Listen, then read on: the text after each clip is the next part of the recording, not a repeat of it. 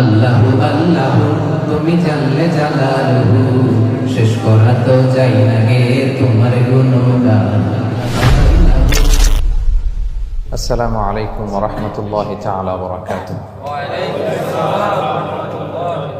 نحمده ونصلي على رسوله الكريم أما بعد فأعوذ بالله من الشيطان الرجيم بسم الله الرحمن الرحيم